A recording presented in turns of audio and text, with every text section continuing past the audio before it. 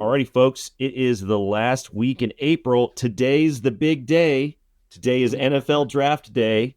I can't believe the football season's almost here. Training camp is almost here. Now all of our hopes, dreams, and emotional stability is not only riding on a group of 20-year-olds for most of the year, but also on the decisions of people whom we have no influence over. I don't know what's going to happen. But it's always a wild ride. My anxiety is through the roof, honestly. And so today we're going to talk about the one thing that helps me stay calm and centered in the craziness of the universe. More rulemaking. So sans the 20-year-olds, this is a decisions of the future rest in the hands of a bunch of people making decisions in situations, right? Mm-hmm. Yeah. When it comes to rulemaking, it's going to set up, and especially in the year 2024. And I think it's safe to say, this is a personal opinion, and I'm pretty sure that you would agree with it. With the way that the players are in position right now for the DIB, right? With the way that the players are in position, 2024 lines up to probably be the biggest mover and shaker year in the program's history. Oh, we need a Mad Mel Kiper impression eventually here for the rulemaking calendar. I think that, we tend to sometimes try to predict the near-term future on this show because, you can analyze and extrapolate forward what's going on, especially when it comes to things like rulemaking. And, just as a heads up, not related to rulemaking, as a courtesy to our listeners moving forward, buy your Chargers gear now before the 10-year dynasty run begins. The time of the Chargers being a middle of the pack, constantly underperforming team are over. Heard it here first. So just going to let you know, producer Dustin's probably punching the air right now because he's a massive Bengals fan. But, no one else is going to be winning the AFC for the foreseeable future. So just strap in and get ready for that. Anyways, so we just did an episode on the 2024 rulemaking calendar not that long ago, about 2 months ago or so. We will link to that below. But there is new information. There are new rules on the landscape of what's going on. And so today we're going to just update what's going on, give everybody an overall idea of what's going to be happening moving into the second half of 2024, our estimates for when those rules might be showing up, a brief explanation of what they are, a link to relevant episodes that we've done in the past regarding those rules in more detail, and the potential issues to be aware of sort of off the top. Unfortunately, we always seem to have the number 7, ironically, in terms of these lists, but now it's 8 because CISA decided that they want to come in and play too. So we've got 8 things that we need to cover here quickly, looking into the rest of 2024. Do you think that there's ever been 8 things or 8 pieces of legislation that directly impact like a certain sector in the federal government up until this point, like all at one time? Well, I'm not sure. I think maybe in other rulemaking arenas like workplace safety, airline regulations, FAA issues a lot of stuff, FTC, sometimes they can be bigger. Sometimes there can be more volume. This is definitely a lot. In terms of things that are going to be affecting the DIB and other sectors also including the DIB as well. So it just goes to show that the trend of regulatory issues and sort of cyber and legal adjacent things that are out there moving and shaking are things that you need to pay attention to. And as we know, we went to a friggin' weekly podcast because just covering it once a month, there was just too much stuff happening. Okay. Yeah, but in that point in time when we were doing it once a month, maybe once a month we had some little snippet of one little piece of legislation, right? Now it seems like every week we're like, hey, new rule. Let's talk about it, right? And so absolutely. I'm interested to see all of them line up. So yeah, absolutely. Okay, so first things first, we're going to talk about 2 rules that have already come out and what that means. So we talked about a couple weeks ago, the DIB CS Program Final Rule was published in March of 2024. This is the rule that expands eligibility for the voluntary DIB cybersecurity program, and it extends that eligibility to non-cleared defense contractors. It only took them 12 years for them to include non-cleared defense contractors in the DIB CS program. We talk about it in the show, at least they're doing it now. The overall thing to know about the DIB cybersecurity rule, the DIB CS rule, is that it is a key component of the DoD's DIB cybersecurity strategy document, which we ranted and raved about under the under the totality of the full eclipse not that long ago. We'll also link to that.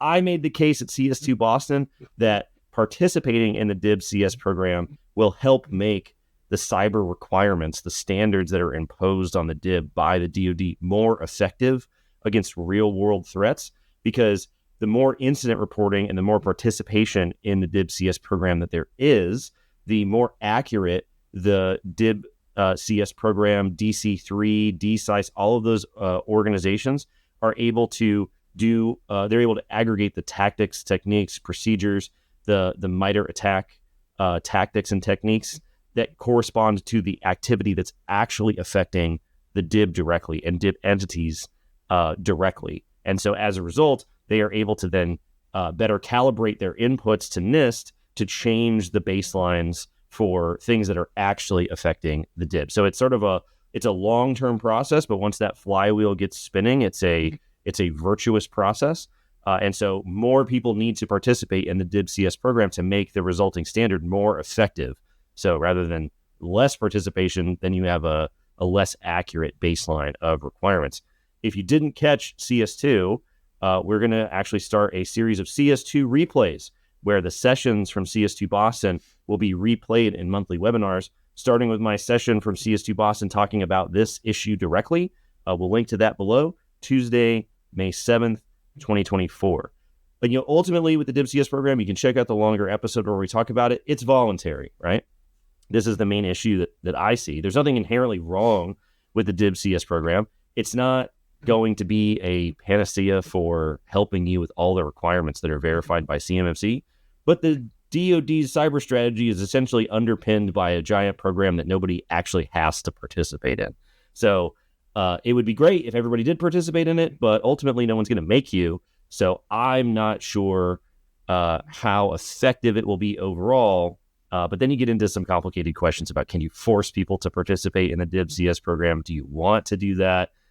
So hopefully people participate.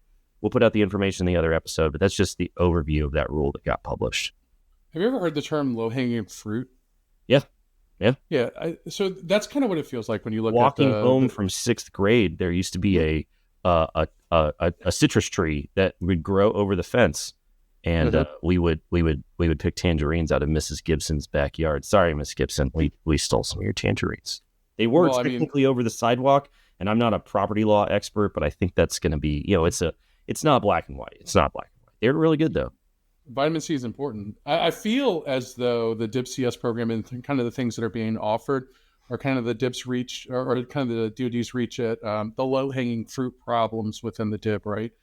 Preventing users incoming and outgoing traffic, identifying anomalous activity, and that preventing users from going to places that they shouldn't go that could probably lead to threats to a infrastructure and things of that nature. And I feel like that's exactly what it is.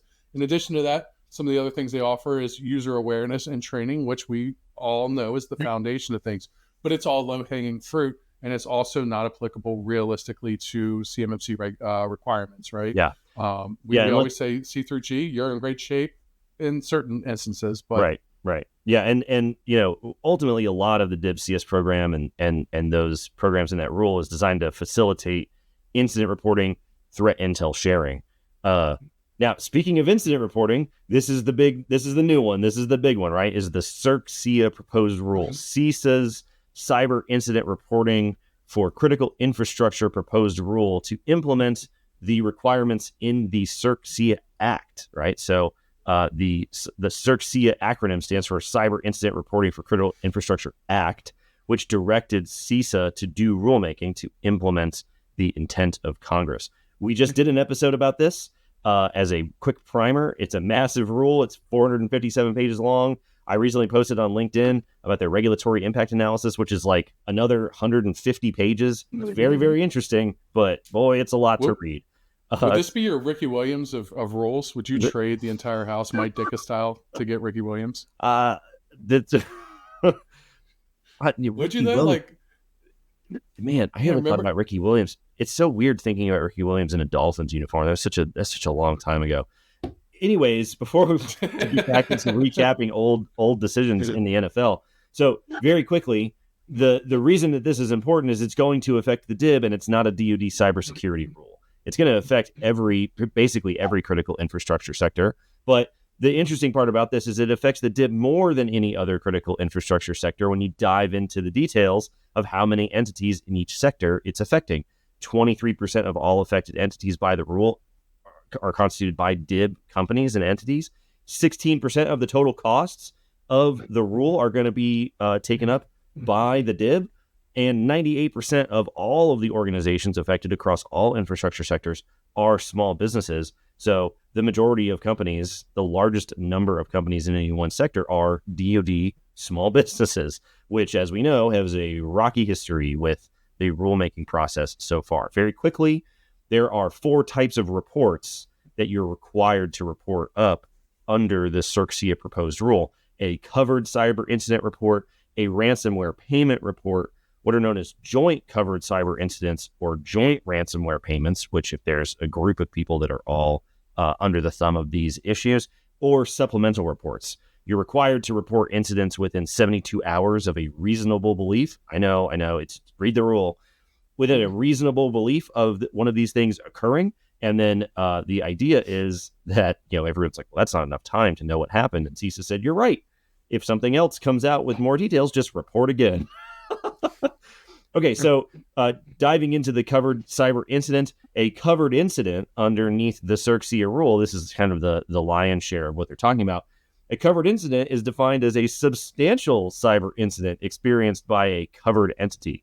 Covered entity, for our purposes here, being DIB organizations that have obligations under DFARS Clause 7012. But a substantial incident is defined as one of the 4 things that would trigger the reporting. A substantial loss of confidentiality, integrity, or availability, very broad. Serious impact on safety and resiliency of operational systems and processes, very broad, not directly included under CMMC scoping guidance currently. Disruption of the ability to engage in business or industrial operations, also outside the scope or broader than the scope of CMMC directly. And unauthorized access facilitated through or caused by compromise of a cloud provider, a managed service provider, which is actually defined in the rule, or other third-party data hosting providers and or supply chain compromises. If you experience any one of those 4 things, it is a substantial cyber incident. You're a covered entity. Therefore, you have a covered incident that needs to be reported within 72 hours. If you make any ransomware payments, it also needs to be reported. Speaking of MSPs, this is one of the issues underneath the rule that we talk about in that episode. It actually has a legal definition, which is very, very interesting. MSPs can report on behalf of their clients if their clients are themselves covered entities, even though managed service providers as an industry are not defined as a covered or as a critical infrastructure sector, which is wild to me. I'm sure that will change in the future, but for now, they are not themselves critical infrastructure. One interesting note in the rule is if you go all the way to section 226.7, required information for CIRCIA reports, they list off all the stuff like your date of birth, your favorite color, your mock draft picks, all the stuff that you need to provide to them for helpful information. Don't send me your mock drafts. They're not accurate. Mock drafts are never, your mock drafts are not going to, that's not how it's going to play out. That's not how it's going to play out. Anyways, under section 226.7, they say at the very end, if a covered entity uses a third party like an MSP to submit a CIRCIA report, any one of those 4 reports we talked about earlier, on the covered entity's behalf, an attestation that the third party is expressly authorized by the covered entity to submit the CIRCIA report on the covered entity's behalf.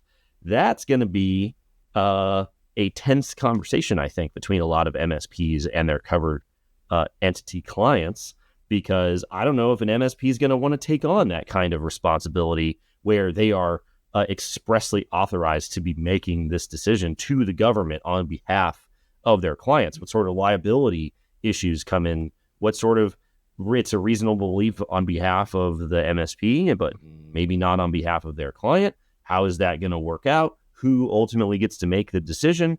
What does an expressed authorization look like between these 2 organizations? Lawyers are going to be involved. People are going to be managing their risk. That's going to be a dicey one to figure out moving forward.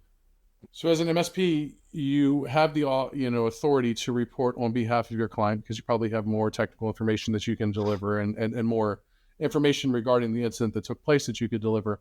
And then let's say that they buck because they don't want their reputation damaged. Then can you turn into a relator? That's a good question. We'll have to follow up. When we do the CST play for your panel with Stephanie and Eric, we're going to have to ask them, what their thoughts are in terms of how these new formal relationships between providers and clients will work under something like this. But you know what I mean? Like, hey, you had this incident. We noticed this. We're your provider. We're authorized to report it for you. And they're going to be like, no, please don't do that. We don't want our reputation damaged, right? And all of a sudden the MSP is like, because now you have that tech, right? This is a client that I'm making money off of, right? And then now you get in that moral line that you have to cross. Well, right? what happens if you're the expressly authorized entity to report to the government and they tell you not to, right? Well, if you have an agreement and then something happens, like, is the government going to end up coming after you because you're the one that's been like, I don't know. I don't think it's going to be as cut and dry as that little line in the rule implies. Whenever they say a third-party entity is going to be expressly authorized to be dealing with the government, because it says authorized, but it doesn't say responsible, right? Like, yeah, but I'm just saying, like, if all of a sudden you have an MSP and you've just given them the reins for them to interact with the government regarding your cybersecurity posture on your behalf, are you going to be included in those conversations? Like, how is that going to work out? It's going to be something that definitely needs to be explored, but it's going to affect DIB companies no matter what. Ultimately, unless CISA and the DoD come to some sort of an agreement, you're going to have duplicative incident reporting requirements.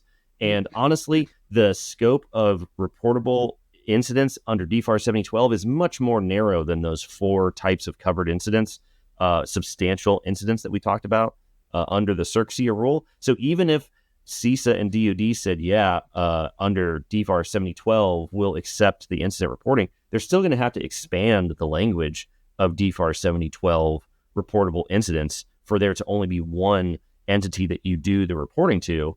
And so either way, the number of things you're going to have to report is going up. You may end up having to report to 2 different agencies, but we'll talk about that potentially when we get to DFARS 7012 rulemaking here in a minute. And then CIRCIA is not limited to the scope of where data flow resides, right? It's limited to the entire information system. It's a little ironic, though, because you are a critical infrastructure entity because you're in the DIB, but the reason why they include DIB companies in CIRCIA reporting is because of the obligations under DFARS 7012. But DFARS 7012 obligations only extend to the scope of data.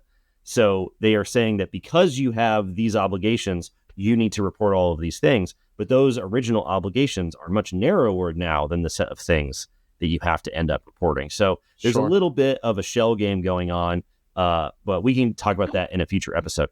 That CIRCIA proposed rule was published in April. The CIRCIA legislation says that the final rule has to be done within 18 months of the proposed rule. I think that's probably very likely that they'll be able to be close to that timeline. So we could have this final rule here not too far in the future, but probably not in 2024. But it's definitely something to keep an eye on because this is kind of outside of the DoD's, well, it is outside of the DoD's control. It's not their rule. Okay, so third thing here is not technically a rule, but it is relevant directly to the DIB and to the rules that are imposing requirements on the DIB. We're talking about NIST SP 800, 171, and 171A Revision 3. Now, based off of some posts that Ron Ross has made, we expect very, very confident that those final revisions, final new revisions, no more drafts, no more comments, no more nothing, will be May of 2024. I'm going to guess before Memorial Day. So in the first half of May, probably. So coming up very, very soon. This is going to update 800, 171, and 171A based off of our analysis. I mean, we've been talking about this for over a year. That baseline is going to expand by probably somewhere around 30% at a minimum. At least 20 to 25%, possibly more than 30%, but somewhere in that neighborhood, the amount of things that you're going to have to do is going to expand by about 30%. Overall, we've got multiple episodes that we'll link to about this. The formatting is going to be the biggest change. This gradual return to 853 style control formatting, which we've talked to Ron Ross about at length before. The big thing that people have noticed about this is the now explicit inclusion of organizationally defined parameters, variables that need to be defined within the text of the controls. Those have technically have always been there under the hood, but the formatting changes have made them more explicit, which has just been a barrel of laughs to talk about over the last 12 months or so. The big reason why the size and amount of things is changing is because of the tailoring decisions that go into the baseline, which we have also talked about multiple times. We know that they're going to eliminate the NFO category of controls, which are the assumptions that they made about things that companies are already doing and having in place. Massive mistake. So it's good to see them reverse that decision, but it causes the baseline to increase. So be careful what you wish for. And then in the final draft, they came up with a new category, the ORC category, or these controls are adequately satisfied by other controls. So you don't have to do them, but they're still relevant, so they're going to be assessed. Nobody knows. I found it very confusing. I didn't find the logic all that airtight when you go through all the details. So I don't know if they're going to keep that category, if they're going to minimize that category, but that'll be one of the things that we look for as soon as that document comes out. Like I said, we've got multiple episodes for these documents that we've done over the last year or so, which we'll link to below. And some of the big issues that come up with this are, okay, so we're going to update 800.171 to revision 3, but DFARS 7012 says you have to implement the most current version of 800.171 at the time of your solicitation. So if DoD is going to issue a class deviation, which they have yet to confirm, then how long will you have to go from the current baseline, Rev 2, to the expanded baseline, Rev 3? And then what will CMMC do to catch up to this new baseline? Because currently the CMMC proposed rule specifies Rev 2. But if you have this new requirement under DFARS 7012, you're going to be assessed against the old baseline, but required under DFARS to implement the new baseline. Nobody knows how that's going to work out. So stay tuned as we all find out together here in a couple of weeks. So why shouldn't this revision be a huge lift for organizations? Well, because they're NFO controls that just have been added to the baseline, and it's already assumed that these were the basic things that you already have in place. But realistically, when you take and you look at what's been added, and we get this question a lot, like, well, what more am I going to have to do? What's shifting? What disappears when I go from revision 2 to revision 3? Realistically, not a whole lot disappears. No. A lot of shifting. A lot of things to make it sense. I think it remains about 96% intact, some crazy statistical number. And then we add things like supply chain risk management practices. We add things like additional security assessment, tasks that have to take place. And then you specify things more. You get more into the details of what actually needs to be executed. It actually makes a lot more sense. It's a lot easier you're going to have to shift some documentation and do some more practices, but not a huge technical lift if you think about it going from Rev 2 to Rev 3. If you already have the full 800.171 Rev 2 baseline implemented, which a lot of people have attested to doing, then the delta is not all that big. And so so this that'll be the thumbnail, just us awkwardly winking. We have something in our eyes. Okay, so if the delta is only a 30% increase, and most of that increase are just little things that are being added to existing requirements, then if you were to look at how much time the DoD should give people for this class deviation to meet the new delta, it probably wouldn't be all that long. Back in 2016, they gave the DIB 14 months to implement 800.171. The December 2017 deadline was 14 months after the publication of the final rule that revised DFARS 7012. So if this is 30% of an increase above the baseline, then maybe the class deviation only needs to be 30% of 14 months. So we're talking maybe a 6-month long roundup, close enough for government work estimate, 6 months to implement the class deviation. Maybe they just say from your DFARS responsibilities, right? But then from the CMMC responsibilities, we've been told that it's going to be at least a year because there's an entire training program that has to be revised and things of that nature. Yeah, we'll do this. Maybe we'll go into that in another episode in the future about why that's ridiculous and doesn't need to happen. The training does not need to take that long to change. I don't want to get off on a tangent too far on that one. We'll table that one for now. But if you're listening, DoD, Cyber AB, doesn't need to take that long. It's very simple. Well, you good? Okay, all right. So moving forward here, the DFARS 7012 proposed rule. So DFARS 7012 is what is making you implement 800.171. Sure. And DFARS 7012 is going to go through its own revision via rulemaking. This will now be, if you will, DFARS 7012 3.0, because it'll be the second revision to DFARS 7012. So this has started to, it's difficult to get details on what's going on with DFARS 7012. The CMMC program office is not in charge of the DFARS 7012 rule. The office of the Undersecretary for Acquisition and Sustainment, Defense Pricing and Contracting, other offices in the Pentagon are responsible for this revision. And we all know how well different Pentagon offices communicate with each other. So I would expect off the top that this is going to happen sometime in Q4 of 2024, maybe another Christmas present for everybody in terms of 7012 rulemaking. We've done an episode on this in the past, just very quickly. What we know so far is that the revision to DFARS 7012 is supposed to incorporate NIST SP 800-172 requirements. Currently, you're going to be assessed at CMMC Level 3 against NIST SP 800-172, but you don't actually have an express contractual requirement to implement 800-172 anywhere. It's not in DFARS 7012. So the cart gets put before the horse in all sorts of things when it comes to rulemaking. This is going to clean up that language. And instead of just saying under paragraph B, implement 800-171, somewhere else in the clause, it's going to say implement 800-172 under the following circumstances. It's also supposed to, quote unquote, harmonize terminology. We don't actually know what that means. We've talked about this in the past. I think that means they're going to get rid of the term covered defense information because that's sort of a one-off freestyle riff at when the universe was coalescing and coming together under the CUI program. People were still using their own acronyms. I think they're going to get away from covered defense information as its own term, but that could mean a lot of things. Harmonize. They're also going to address international agreements. So the question comes up all the time, what's going on internationally with CMMC? And they keep telling us that that's not the rule where they're going to address international reciprocity. I think international reciprocity is going to take place under the DFARS 7012 rule. So that's what everybody should be paying attention to, that rulemaking process. There's been a lot of public comments on the CMMC proposed rule about international reciprocity.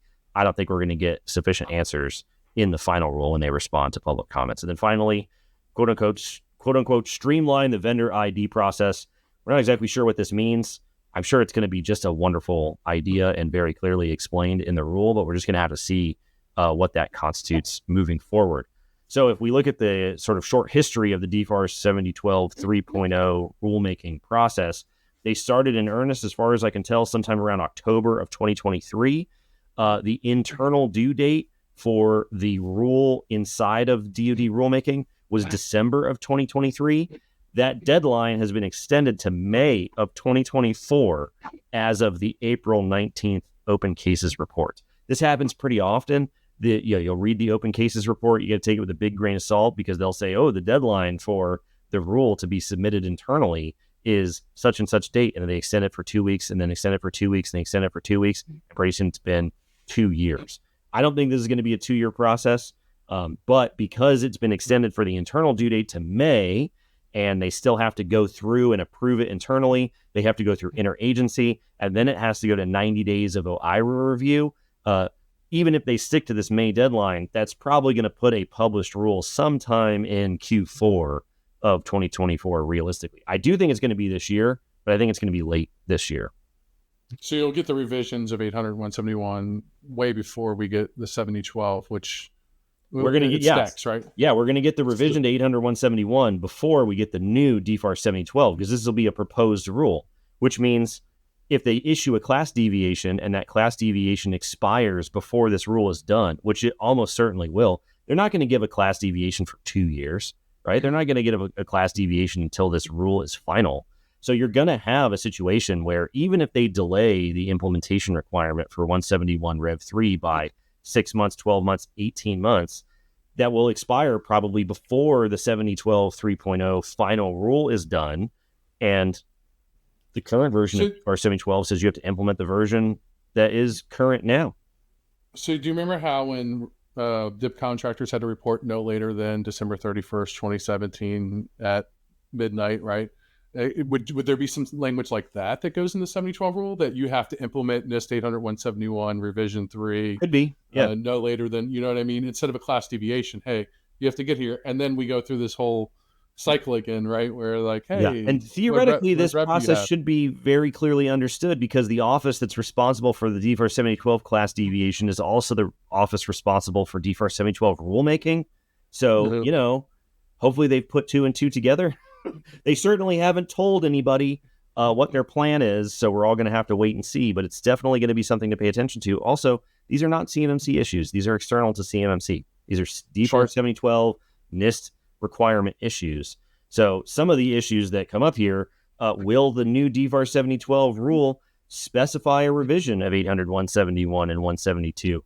Currently, it doesn't specify a revision. It says most current version, but that's really kind of an anomaly in terms of how cyber requirements for NIST standards in contractual requirements tend to work. So was it an anomaly to say most current version? Will this specify a current revision, and then we'll be right back in the same problem moving forward where we're constantly having to leapfrog via rulemaking?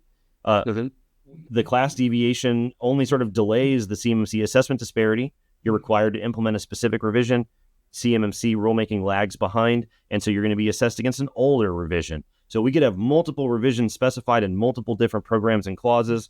We could have it all sync up. We don't know. It's not a solidified issue. The worst case scenario is you're going to be assessed against one baseline and you're required to implement a different baseline, and you have to juggle the delta and you have to do all that stuff. Great day for GRC tools, I guess, but bad day for normal people. And then the elephant in the room, what are they going to do about FedRAMP equivalency? Whoa. Because FedRAMP equivalency is a DFARS 7012 piece of language. It doesn't exist anywhere else. We have the memo that came out, which we'll link to that episode below. It's currently a hot button issue. And, so are they going to clarify what's going on with FedRAMP equivalency in the rule? Because just having it in the rule being open-ended and then referencing a memo isn't exactly a very solid approach to probably the biggest issue regarding DFARS compliance, DFARS cybersecurity compliance out of everything that's orbiting around this clause. Do you think that equivalency still exists once 7012 revision comes out, or like that's one of the things that we've talked about in the past is, DoD doesn't have to use the idea of equivalency. They came up with equivalency 2015, 2016 to be nice to everybody, because back then there were just very few. Then the JAB board turned into the FedRAMP board right now. So the FedRAMP board has the intention of that to open up for innovation, like people can just submit to go in front of that board, like, right? Also another issue that DoD doesn't necessarily have direct control over, because FedRAMP is a joint program between GSA, CP, and some others. It's not. The intention behind that is to facilitate like expedition of the process, right? The FedRAMP process that is extremely lengthy. That's right? great, but it still costs money, right? It still costs a ton of money, and so they have a real problem on their hands, because equivalent, as we've talked about before, does not mean you just get to do whatever you want to when you put the DoD's data in the cloud. And so equivalent means the same as, and the FedRAMP moderate baseline is humongous. And there's like 1,500 assessment objectives for the corresponding verification procedures in 853A. And 800.171 is not the solution for CUI data in the cloud. When you put CUI data in the cloud, it has to be FedRAMP moderate. So nobody knows what's happening, but that's going to be a core thing in DFARS 7012 is what they're going to do with equivalency. Does it even stay around? Does it leave entirely? Do they clarify what it means? Do they walk back the memo? Nobody knows. Another spicy thing we're going to get under the tree probably for the holidays. Because realistically, that board could determine equivalency too. Like, you submit your results from a 3PAO that determines that you're equivalent, right? Because there's no agency or sponsorship to accept the risk for the things that you can't implement as a part of the baseline. So you're going to have to go full bore. So it's weird. Yeah. This one, I think that part, particularly the 7012 revision, is the one that interests me the most. Yeah. Because that has a potential to swing things one way or the other. Yeah, it's that's a big one for sure. All right, so item 5 here, NIST SP 800.172 and 172A. So I expect these probably in Q4 of 2024, just because Ron Ross has said that their goal is to have these published and final by the end of the year. They're typically very good when they put out an estimate like that. So I'm going to say it's going to be the end of 2024. It might be, the very, very beginning of 2025, but not by much. So this is going to update and expand the set of requirements that are ultimately assessed by CMMC Level 3. So these are designed to be the enhancements to the requirements in 800-171. The thing about 800-172 is it's not limited to the 853 moderate baseline. They can tailor requirements from anywhere in the 853 catalog. The upper limit, theoretically, to how big 800-171 can get is the 853 moderate baseline. We have no such constraint on 800-172. So you can end up with some very esoteric, out of the box, and expensive requirements depending on how NIST decides to tailor 800-172. I would imagine that we're going to get the initial drafts of 800-172 very shortly after we get the final revision to 171 and 171A. They're picking up 172 immediately after they finish 171. And because as of the time of this conversation, 171 is basically going through final approvals, they've probably already started working on it. So we're supposed to get the 171, 171A final revision in May. We could get the initial drafts of 172 and 172A in May as well. But when they're final and they're actually on the books, I would expect by end of 2024-ish. So we talked about this at CS2 Denver. You had a whole presentation on 800-172 and what's going on, how to think about it, how to understand it. So we'll link to that below. One of the issues that comes up when it comes to 800-172 is DoD does not require the entirety of the 800-172 set of requirements. They specify a smaller number of requirements out of 800-172. So will CMMC Level 3 select more requirements when 800-172 expands?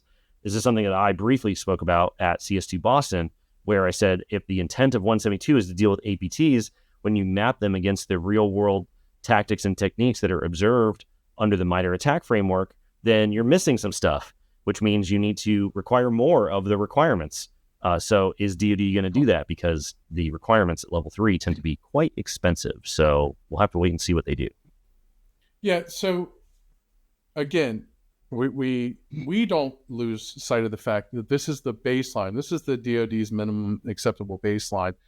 What 172 enhancements open up is a whole plethora of opportunities for an organization to increase their defense in depth strategy, right, for their security posture.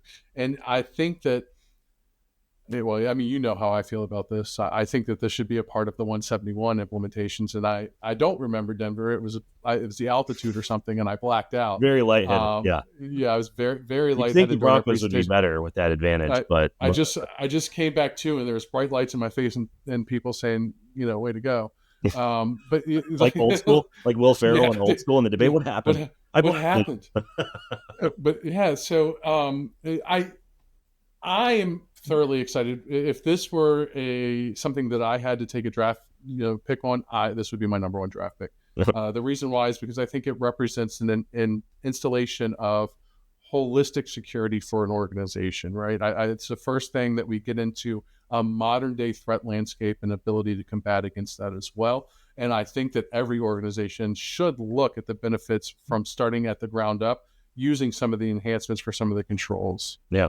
I'm not saying that you got to go out and get a SOC. I'm not saying that you got to go out and get a cybersecurity incident response team immediately, right?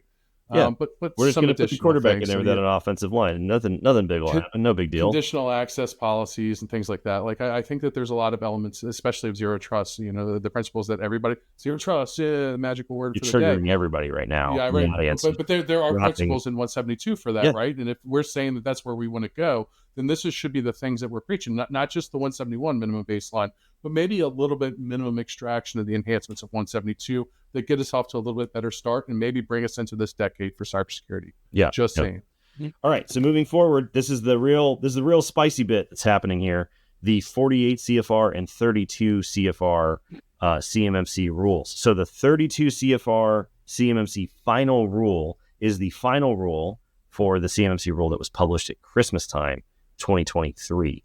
I expect that this rule will be published sometime in the second half of 2024.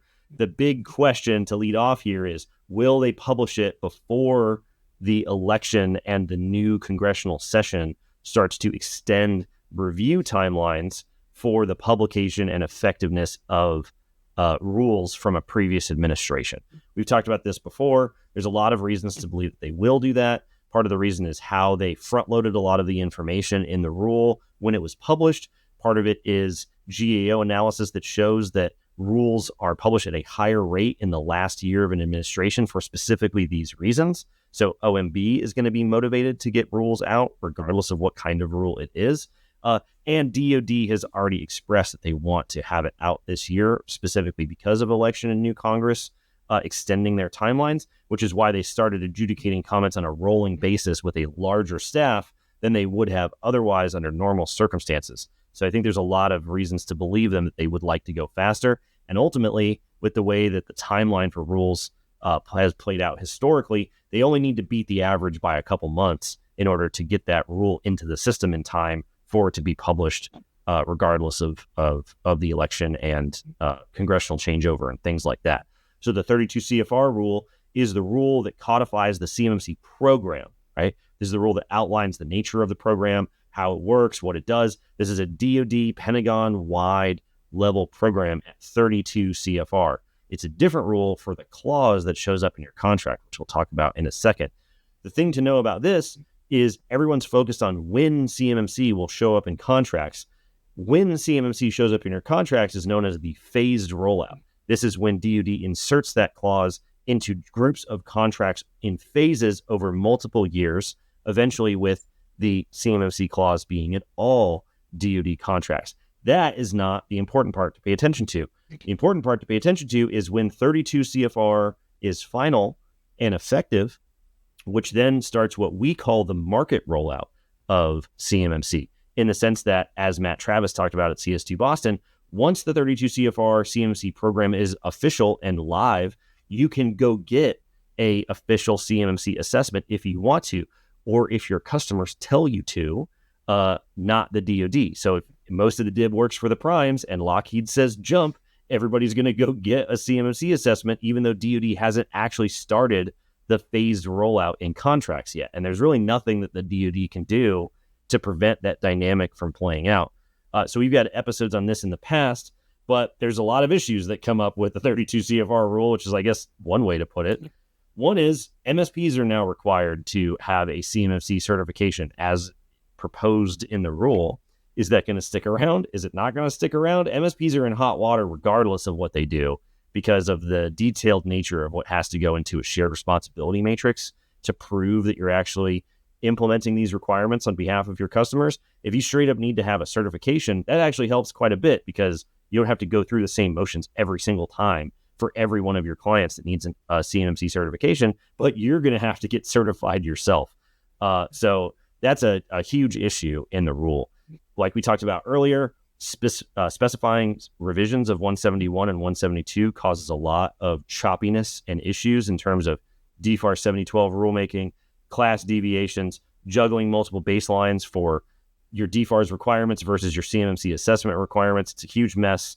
So I don't think they're going to move off of the specifying 171 revision 2 issue because they're concerned about trying to get estimates for cost and rollout and things like that. And if you just say it's whatever revision is implemented at the time, then they don't have a basis for estimate, which they've never really cared about before, but that seems to be the thing they care about now. You can't do it. They're not going to finalize a rule based off of something that's in a revision right now, right? So the revision, what's in a revision right now is revision 3. They're not going to say, yes, this document that's not fully complete, that we haven't been able to fully vet and review and make sure that it fits the bill of this rule, we're not going to approve the rule for it. Right. So if we wanted to, what do we want? Do we want a rule or do we want revision 3 first, right? Yeah. And again, as long as you're doing the stuff in revision 2, revision 3 isn't that big of a lift. Right. Yeah, definitely don't wait on revision 3 to get started. That is absolutely not the right way to move forward. No. One of the other things that we want to see, which is fun in every final rule, how will they respond to public comments? We talked about this in the past. It's like Wendy's Twitter, dude. It's like Wendy's Twitter, I swear. I've talked about this at CS2 Boston before. You can extrapolate what their responses to public comments will be this time around by reading responses to public comments the last several times they've done cybersecurity rulemaking, because the public comments are almost always the same, right? Cost, small business impact, burden, complexity, assistance, funding, things like that. They've had the same policy position for 10 years. There's almost no reason to believe that they're going to suddenly change their policy position in response to public comments this time around. Therefore, if you read old public comment responses, you know what they're going to say in these public comment responses.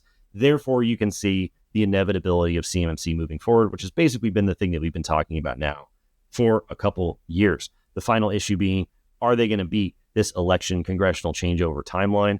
I think there's a good chance that they're actively trying to do that. So I would expect that we could see the CMMC 32 CFR Final Rule by the second half of 2024 for sure. It's a non-zero chance that is happening, which means that if the market rollout begins in the fall of 2024 and you're waiting for the rule to come out to get started on implementing your baseline, you are in a horrifically upside down position because your implementation timeline is way longer than the market rollout timeline for getting an assessment. There's a lot of people that have it backwards, and they think that the phase rollout comes first and then the market rollout comes after, and you are sadly mistaken. Realistically, what it is that the market rollout is going to come first because those prime contractors want their supply chains in order and know exactly where they can stand to fulfill contracts way before the DoD is going to make them stand up and assure that they can fulfill their part of the contract. Yep, absolutely. And so, like, you see that a whole bunch now in conversations, especially where they're like, yeah, well, my prime's not going to get it until the phase rollout starts in 2025.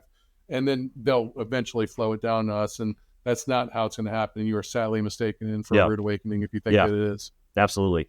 And 32 CFR is not, surprise, 32 CFR is not 48 CFR. 32 CFR CMMC program is not a contract clause. So it doesn't exist in Title 48 of the CFR. As a result, it's not on the open cases report for the DFARS clauses that are in rulemaking.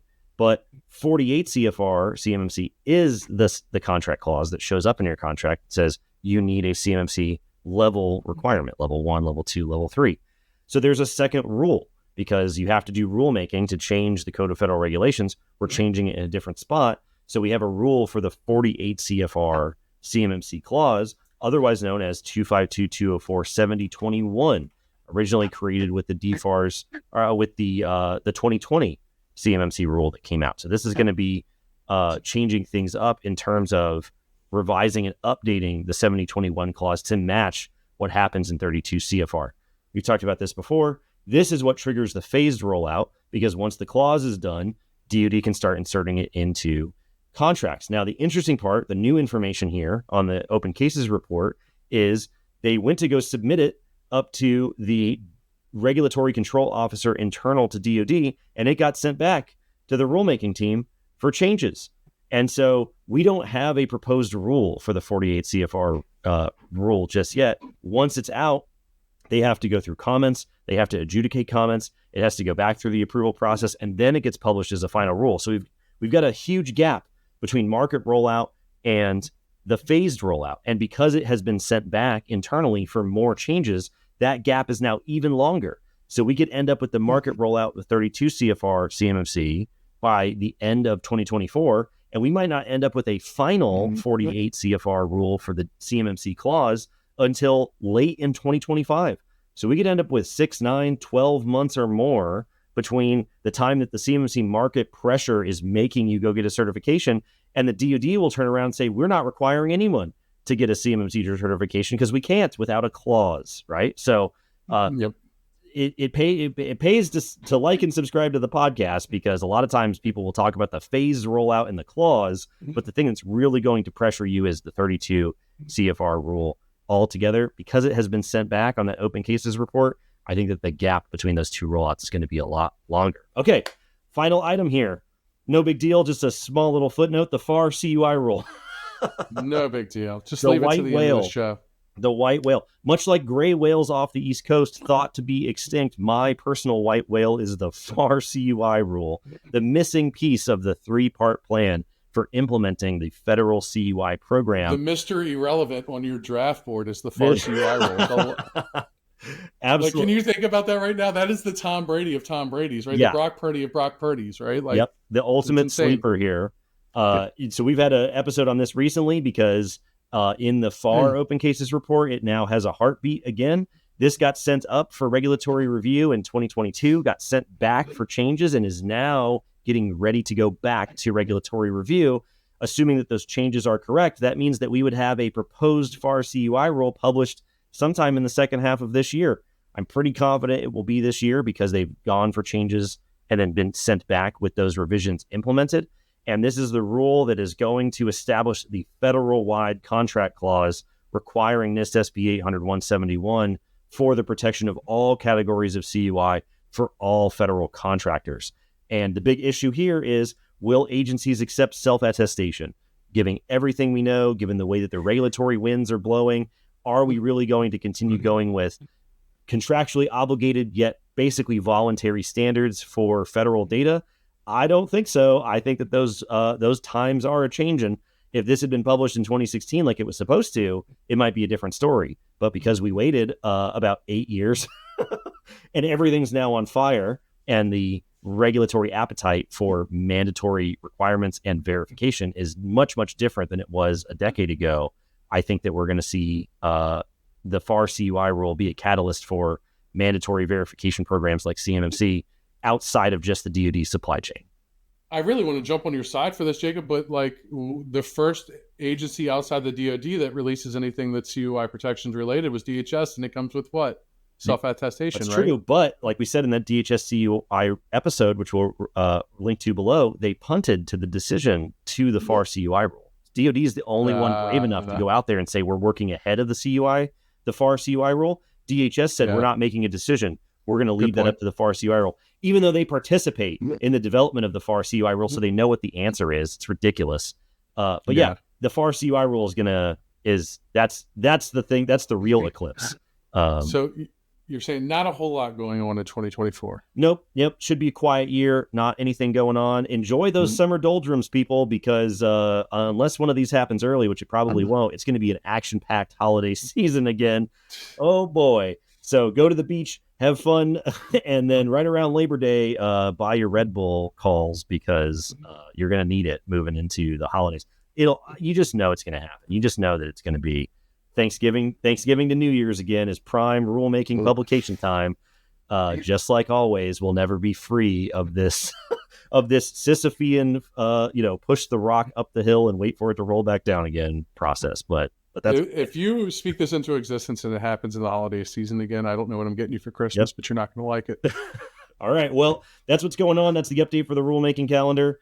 And we'll link to all those episodes below. That way you guys have access to them. And not too many plates to spin or things to juggle. Just a couple handful of friendly neighborhood rules. See you next week. No big deal. See you next week.